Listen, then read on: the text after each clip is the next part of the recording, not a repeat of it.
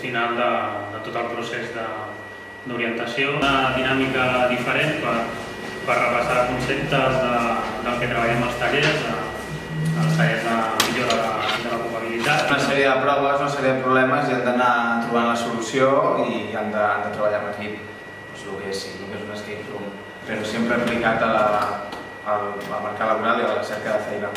Es primera vez que lo estoy haciendo, o sea que me ha parecido muy interesante y creo que es una prueba más para decir, ¿no?, que siempre hay que estar atentas a cualquier propuesta, a cualquier situación que se presente. Da esa oportunidad también de trabajar en grupo y de saberte cómo te resuelves, cómo vas en esa búsqueda del objetivo. I al final emprenen, així que, bueno... Sí, que s'emporten els seus currículums ja fets. Que ells han fet, però que nosaltres teníem... bueno, estaven amarats.